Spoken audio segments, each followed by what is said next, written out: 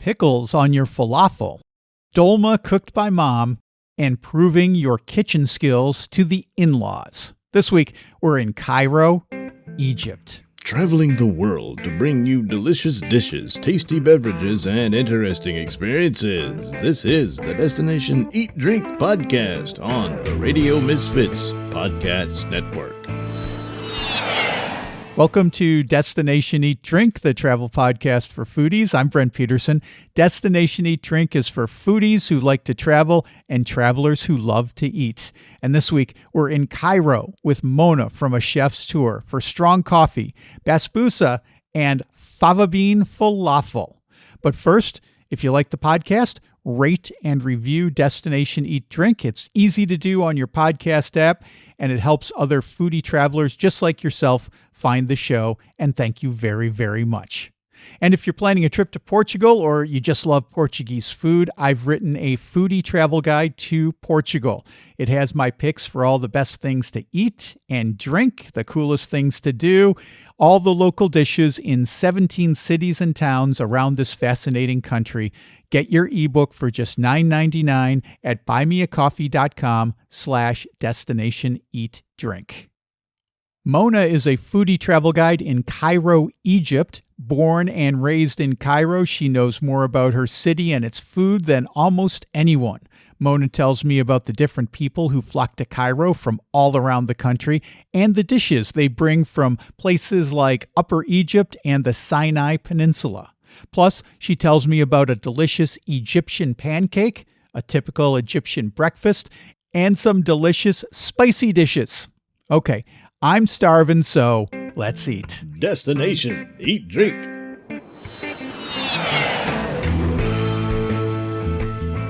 Mona from A Chef's Tour, welcome to Destination Eat Drink. Great to talk to you. Looking forward to talking about Cairo, Egypt today. Thank you, Brent. Mona, I'm wondering, are you originally from Cairo? Is this where you grew up and live most of your life? Yes, actually, I born in Cairo, grew up in Cairo, and I live in Cairo right now. Okay. What is it about Cairo? So you've lived your whole life there. What is it about Cairo that you find so engaging and interesting that you've decided to build a life here? So actually, Cairo, it's a very beautiful city, very big, very crowded. And there is a lot of diversity in Cairo. So while you are in Cairo, you have the taste from all over Egypt. So every place in Cairo, it's telling you a story, telling you, give you a different taste. So Cairo, you can see all the history going by, so while you walking around Cairo, there is a lot of diversity everywhere, which is allow you also, if we talk about the history, through the history, you can also taste everything, Cairo had the taste of old, ancient, modern, everything. It's interesting because, Cairo is a huge metropolitan area, 22 million people or so, Yes. which is massive. I mean, way bigger than New York and other cities in the United States. So I would imagine this would be the place, like you said, that would draw people from all over the country to come and try and make a better life. Where are some of these people coming from and what kind of different cultures? Because I think Americans, when they think about Egypt, they think it's one big thing, very homogeneous. But you're saying there's all kinds of different cultures that are coming to Cairo and being represented there. What are some examples of this? So when I'm talking about culture, because Egypt is divided into sections, yes? So Egypt, despite of it's small in size comparing to other countries, but it's big, in the culture. So for example, if we're talking about people from Upper Egypt, they are different culture from the people in the north, different culture from the people in the desert, like in Sinai, and like the Western Desert or the Eastern Desert. So Egypt has got different diversity in culture. So, and each one, they want to come to Cairo to work, for example, and spend maybe a whole week or a whole month. So these people, Cairo, for them, it's the pot that everybody melt inside. The melting pot. So they bring all, yes, so they bring all their traditional food, traditional habits and everything, so you can find it in Cairo. Let's talk about a couple of those specifically. You mentioned Upper Egypt. How is that different from Cairo, and how would that be represented from a food and culture standpoint? So people in Upper Egypt, for example, if you talk first about the way that they dress is different than the people in Cairo. And they still have their own traditional life in everything. Maybe because Cairo is like cosmopolitan city, so they have the effect, from everybody around, even from the Western world as well. So people from Upper Egypt, if you talk about their food, for example, they always eat a very traditional type of food that like all the Egyptian or most of them do. Like they have the vegetables because, of course, you know that Egypt, the main source for the water for Egypt is the Nile. And most of the people, they live in the banks of the Nile. And the main job for them is the cultivation. They work as farmers. So farmers, they have vegetables, for example, especially during winter time. So they used to cook this kind of vegetables with tomato and onion and whatever available for these families, if they can have chicken or meat. So at least twice a week they do so. And of course they having the wheat and they grain it and make the bread. Most of them also do the bread inside the house, inside their houses. They don't buy bread from outside. But in Cairo, it's a little bit different because Cairo, most of the people are so busy. So they used to buy, the bread from outside, like from the street where they used to make it. So it's handy everywhere. While people from Upper Egypt, they always bake their bread inside the house.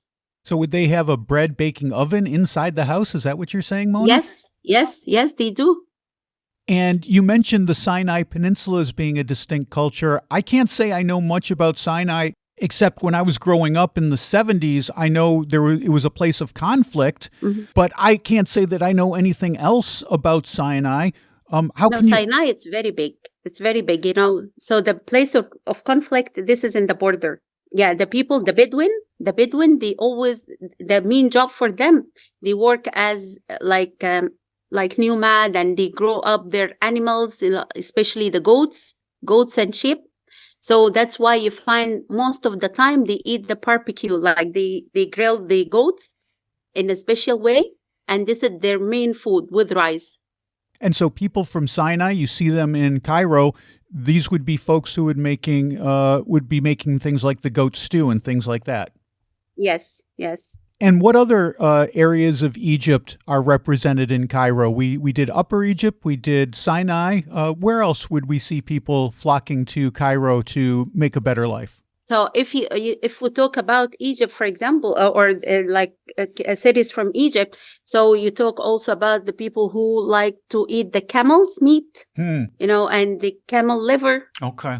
This is very interesting, and maybe it's a little bit weird for some of the people that they don't eat it, but camel meat also, it's very popular in Egypt, in certain places, and of course in Cairo as well. Like in a certain area in Cairo, not all of Cairo, because not all the people eat the camel meat. Mona, you're from Cairo and you grew up there. So how was your life growing up different? What kind of foods were your favorites when you were growing up? Did your mom do all the cooking? Yes, me too. Like my mom taught me, a lot of ways for food, because always the Egyptian, especially in the old days, they always cook their food, inside the house. It's very rare when you ask for like a fast food or a food from outside the house, because that means, like the people inside the house, it's they don't know how to cook, and this is not a good thing. It's not a good reputation for girls here in Egypt, to grow up don't know how to cook. So I don't think it will be very easy, because one of the main things, for the girls here, for example, if they, the people, when they propose, they have to ask, can she cook? This is a very important thing. And they have to invite the groom family, for dinner or for lunch, and they have to cook the food themselves. They have to prove it. Yes. Unless they will be, no, we have to think twice, before to take this step. So that's so funny. So, would you say that these kinds of cultural norms are changing as we're entering a modern era, or is it still like this I in think Cairo? so, yes. In Cairo, yes. In Cairo, because it's life getting very busy, uh, with all the like the changes in our lives, so the young generation, they start looking forward, for like food from outside the house. They don't have time. They spend most of their time outside of the house. So we try hard, to keep this traditional inside the house. We always feel like we always say that the house more like feeling warm with the food inside. Hmm. When you do the food and the smell of the food in the house, this is means prosperity. Yeah, this is a very important. A feeling of warmth too when mom, Yes. especially when mom's cooking.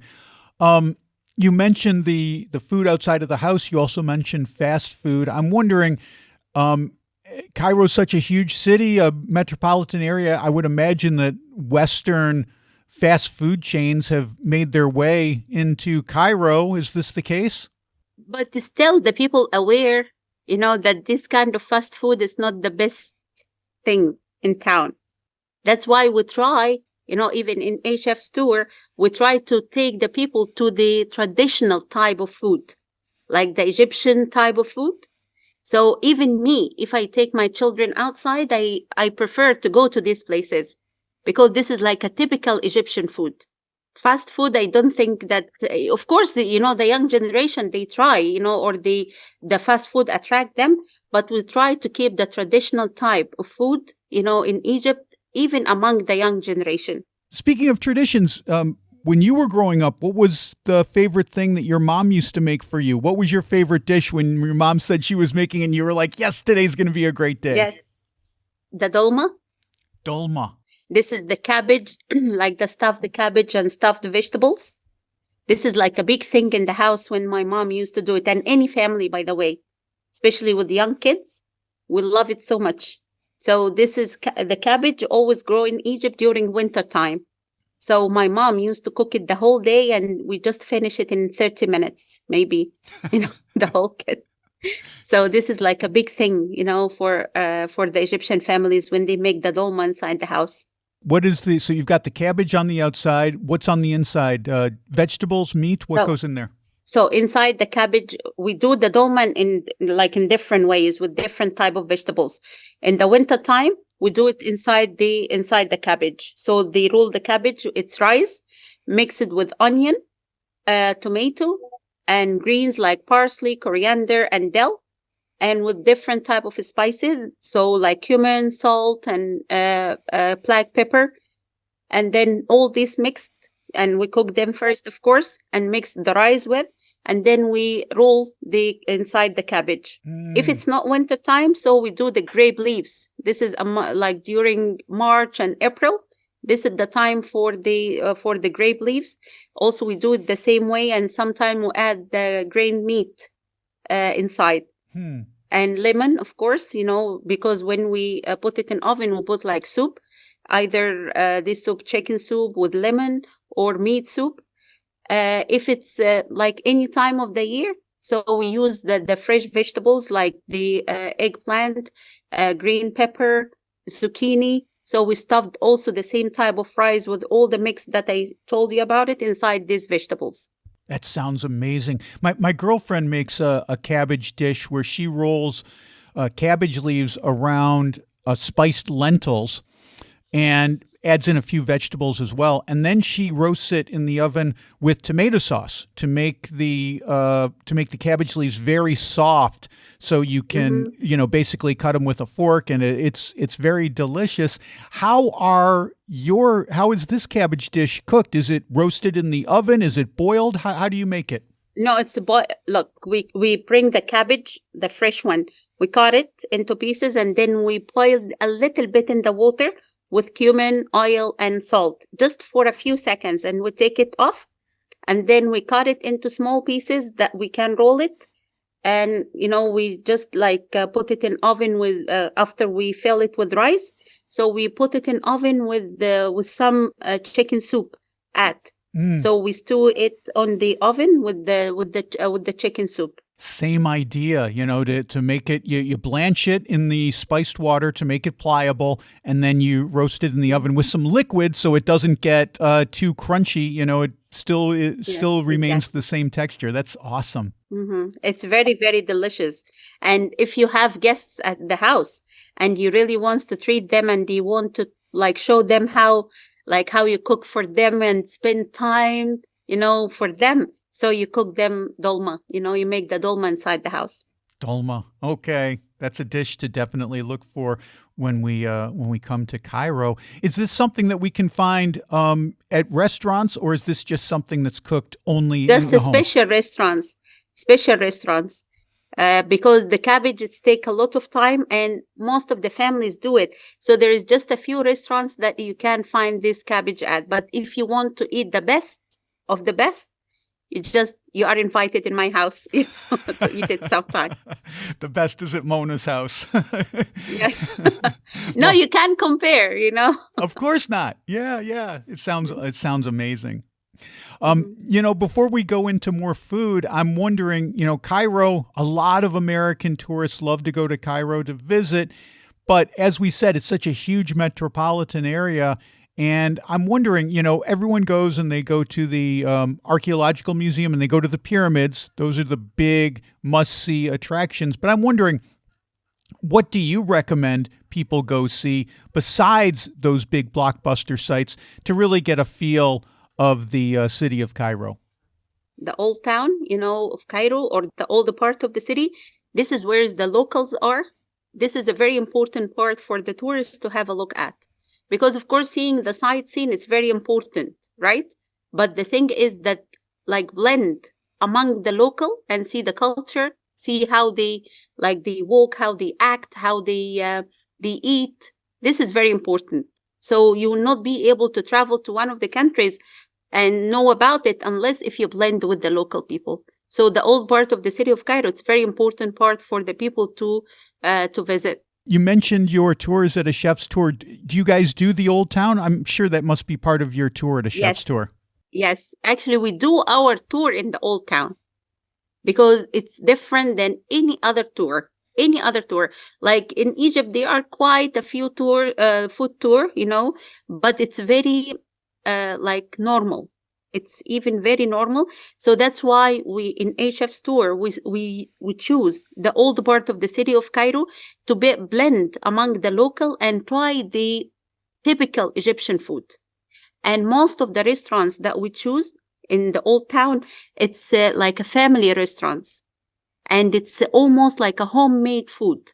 So when you try this type of food in the old town, you feel that you are at home because most of these people, they are family. They are not only working inside the restaurants, no, they own the restaurants and they inherit it from their ancestors. So some of the restaurants, it's almost 200 years old, believe it Wow. or not. Wow. Yani 200 years old, and the family and the grandchildren and the sons and everybody work inside these restaurants. So this is what's make it very different. It's really very different than the other food tour anywhere. That's amazing. I mean, 200 years, that could be 8 or more generations working in, going back. We go, for example, for one of the pickle places, like because we let the people also try everything. So there is a shop for the pickle vegetables, like carrot, turnip, pepper, onion, olive. So these people, it's almost like 170 years old place. And they are almost like the fourth or the fifth generation inside this place.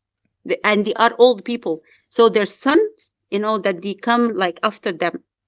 So this place, even the place itself, when you go inside, oh wow, you keep looking at the place, you keep looking at the tools that they use. It's very old tools too. So it's amazing place. It's amazing. The old town, it's a must, for the people when they come to Egypt, they must see it. You talked about pickles. I'm wondering, is pickling a big part of the Cairo culinary scene? Because a Yes. lot of you eat a lot of beans and fava and chickpea things like this. And one of my favorite things to add to those kinds of dishes are pickles, different kinds of pickles. They go so well together. always, the Egyptian, they have to have pickles at least once a day. Good. If it's not with all the meals, at least once a day. And we have also like what we say, like during the ceremonies, there is like a religion ceremonies that we eat like a different or a special type of dishes. This it's must, have a pickles with. So during a certain time of the year, you found this pickle place, there is like line of people, standing in front of it. I love it. I love pickles. One of my favorite things. We were just, my girlfriend and I had dinner at an Armenian restaurant in Lisbon the other night, and they had just a giant plate of pickles on the menu. That was it.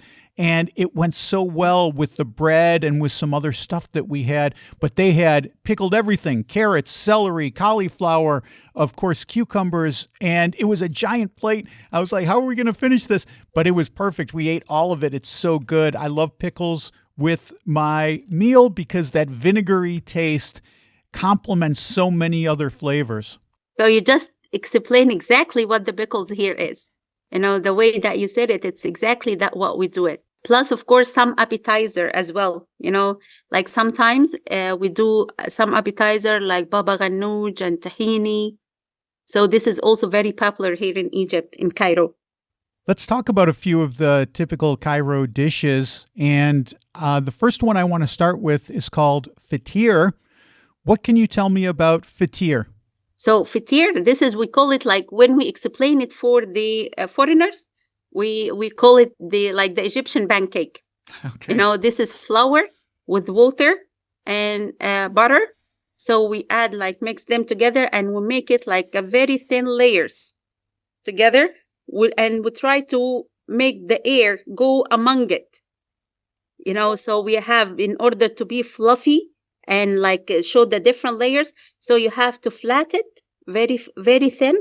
And then you add more than one layer and make the air go among it while you make the dough. And then you put it in oven. And sometimes we eat it in two different ways. So we eat it like a dessert and we eat it as a savory food as well. So the savory food that we put inside it, we fill it with the different type of cheese, sausage, grain meat, mix from everything, olive, onion, and tomato. So this is if you want to eat it like a savory, like a salty thing. But if you want to eat it as a dessert, so we either put like a cream or a pudding inside and we cover it. And sometimes also put nuts and we cover it with honey when you take it out of oven. So this is very popular thing here in Egypt. This sounds like a very casual food, Mona. Is this more like a street food? Would I get this while I'm out on the street, maybe enjoying an evening out or for a quick breakfast? Or No. It's like a special restaurants also or a special places that they make this kind of food. A few years ago, I had Sally Elbasir from Passports and Plates on the show, and she told me about the falafel in Cairo that she had made out of fava beans. And, yes, normally when we think about falafel in Western countries, we think about chickpea based. And, yes. And the fava bean falafel just kind of blew my mind. I love this idea because I love fava beans. I've loved them ever since. I want to tell you, Brent, this is always the big surprise for most of the people who made the food tour, or who's doing the food tour with us. And always, this is the first thing that we start with in the tour, the falafel. And always, the comment that I get at the end of the tour was the best, dish that you have so far. They said the falafel, because it's very, very different here. The fava beans make it very crunchy, while the chickpeas, you don't feel it. You don't feel the taste. So here in Egypt, it's very, very tasty.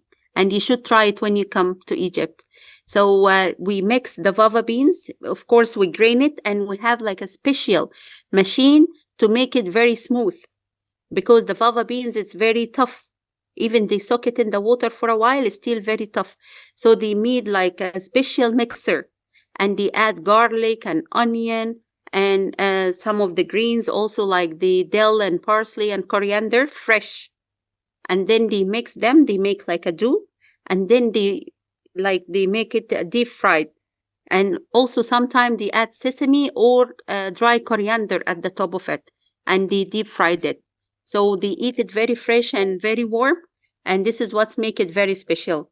Sometimes also we bring them the baba ganoush with it. So they dip the falafel inside the baba ganoush and they eat it. It's one of the best ever. That you like the best falafel you will ever have. Wow. In Egypt. It sounds amazing. Mona, would I have some pickles with my fava bean falafel? Of course you can. Look, how I eat it. I will tell you how I eat it. Like my favorite sandwich, like I open the pita bread, which is always fresh and warm, and you add the baba ganoush or tahini, and you add some pickles. Okay. And like my favorite pickle with the falafel is the cucumber. So it's amazing. So good. Oh man, My mouth is watering. Oh, me too, by the way. we're gonna have to take a break for a lunch here. Speaking of fava beans, Mona, tell me about full medames.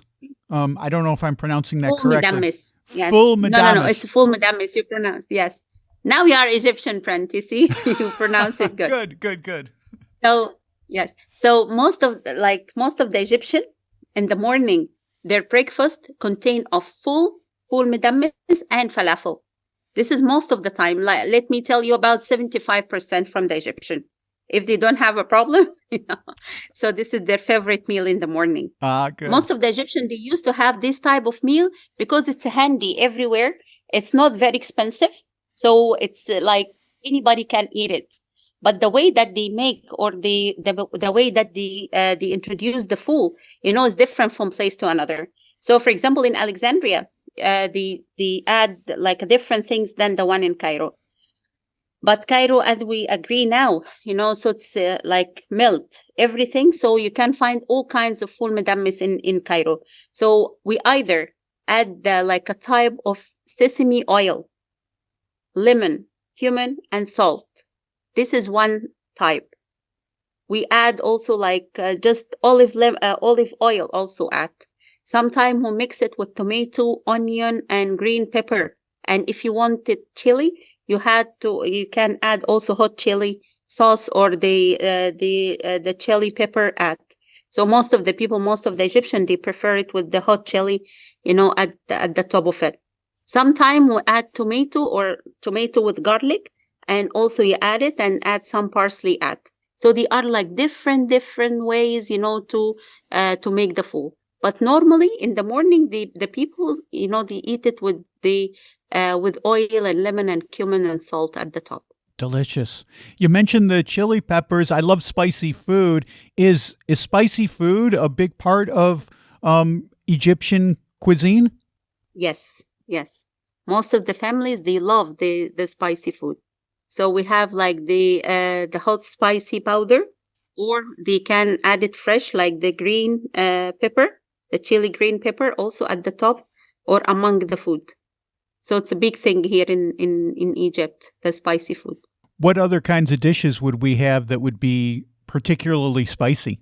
The koshari, Koshari. So it's mixed from everything. So mainly it's a black lentil, pasta, rice, vermicelli, covered with tomato sauce with garlic and vinegar. And always in these places, in these restaurants, you have to find like a bottle full of spicy, like red chili sauce next to you. Because they know that the people would love, to add a lot of this. The kushari has lentils and garlicky tomato sauce, vinegar, and fried onion. I can't think of something better than to top it off with a little sprinkle, a few drops of hot chili sauce. Do you like hot chili sauce on your kushari? Very much. There's a joke in the United States that some women love hot sauce so much that they'll carry a little bottle in their purse so that they're never without, So no, this is very important here in Egypt. Like even some of the people, you can, because the hot chili sauce, sometimes it's make you like lose the taste of the things. But adding this at the koshery, it's make it very special. Mm. I always cook with a lot of spice, like chili sauce in my food. And even my children also love it so much. Oh, good. You're passing it on to the next generation. Good to hear. Yes. Well, we've had all these wonderful dishes, but we've neglected one thing, which is dessert. What kind of desserts do you have on your tour at a chef's tour? So we try also traditional dessert like the Basbousa. Basbousa. Basbousa, this is a very popular dessert in Egypt. So this is like a semolina flour. You mix it with the butter and some like you bake it in oven, and then you cover it with honey when it's come out of oven. Sometime we add like some nuts but for the one that we give it to our clients, most of the time we'll try, because you don't know if these people having like a special allergic from the nuts. So we have to ask them first, of course. But first we introduce it without any nuts inside. And then if they don't have any problem, so we introduce the one with the nuts inside, because you can add nuts or without nuts. And sometimes we add also coconut inside it. So it's very delicious. Baklava, of course, also is one of the favorite dessert for most of the people. And it's the same also. Sometimes it's come with nuts or without. And all this covered with the honey. What's your children's favorite dessert that you make for them, Mona? The basbousa, of course. And also sometimes I do the baklava, but the basbousa is the best. We can't leave Cairo without talking about coffee. Tell me about the kinds of coffee we'll have and coffee culture in Cairo. So here in Egypt, we have the coffee beans and we roast them. Like even the places that we visit also during our food tour, we take our clients to see how they roast the coffee. And according some of the people, like the people who really love the coffee, they like it, the black type of coffee, very black, like very strong roasted. And they mix it also with some spices like cardamom and cinnamon. And we have to make it in a very low flame in order to give the good taste. This type of coffee, it's the popular name for it is Turkish coffee. This is the type of coffee that in Egypt here, it's very thick. And when they boil it, you don't have to drink it till the end. Otherwise, all this, the bottom part, it will be in your mouth. So you have to be careful while you drink it. But it's very, very strong one. And the taste is amazing. And the smell also in the streets of this coffee, it's everywhere. So it's a must also to try. Plus, also some of the people would prefer to have tea. So this is according to what you are, like you are a coffee person or a tea person in Egypt. So here in Egypt, we divide into two parts, like a coffee part and the tea part. And most of the tea drinker also, they drink it with a fresh mint. So tea with fresh mint, it's amazing also. And it's a must to try it in Egypt when you come. I love mint and tea, and I love cardamom and cinnamon in my coffee. Mm-hmm. For Americans who haven't tried it yet, you have to do it. It is life-changing to have your coffee this way. But like Mona said, don't chug it down. Otherwise, you get a mouthful of coffee grounds. Yes. What's your advice for someone who wants to go and find a really traditional coffee place and sit with some locals and enjoy their coffee? How would we best experience this, Mona? So you go for one of the local coffee shops in the old town also, because they know how to do it. And of course, you have to be with an expert so can show you these places. And no, because it's like a gem hidden, inside the city. Nobody will be able to know unless if he dig for it, And of course, when you come by yourself, it's a little bit difficult to know all these places. So even it's my advice for everybody, like come and visit Egypt. You have to be better with an expert. It's kind of managing the time and, take you to places where they know, because Cairo, it's a very big city. So it's really a must, to go for a local places to be able to taste the real flavor for everything.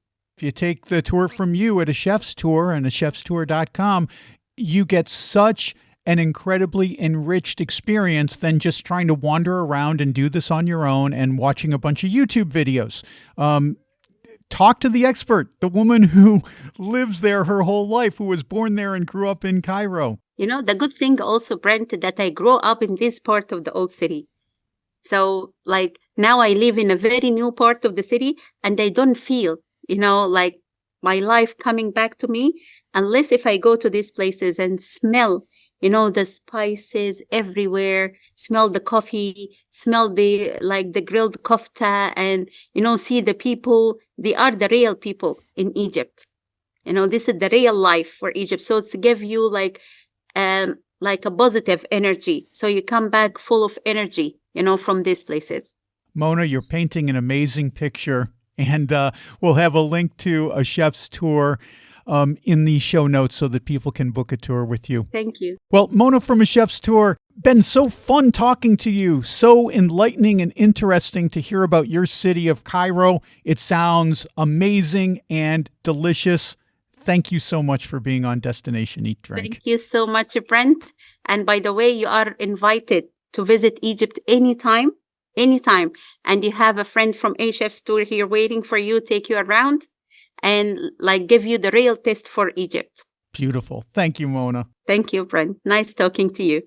Okay, that's Mona from A Chef's Tour. Book your foodie tour of Cairo with Mona at achefstour.com. And I've also got a link in the show notes. Doesn't Mona just make you want to hop on a plane and grab a Feteer and a Basbousa? Sounds absolutely delicious. And if you want to hear more of my conversation with Mona, check out my Substack. Members have access to a longer interview where Mona tells me the 2 best souvenirs from your trip to Egypt, one edible and one not. She also talks about kofta and the famous skewered meat dish of Cairo. You can get that interview at destinationeatdrink.substack.com.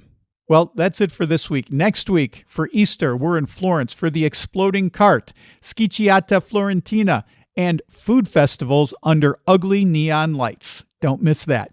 Until then, get over to destinationeatdrink.com for more foodie travel. I just posted a story about the best places to get amazing chocolate in Ghent, Belgium. Belgian chocolate is some of the best in the world, and the Belgians would say it's the best. And I share my favorite places to get little chocolates in Ghent. Read that at destinationeatdrink.com/blog. There's also a new video to watch. In this one, I try some of the best sweets in Lille, France, including one whose name translates to marvelous.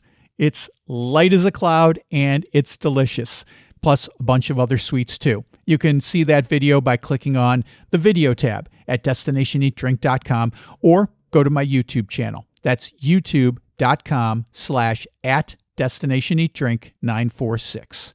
And you can check out my foodie travel guides. There's over 24 ebooks with all the best things to eat and drink and cool things to do, the best local dishes for all of these places at buymeacoffee.com/destinationeatdrink/extras.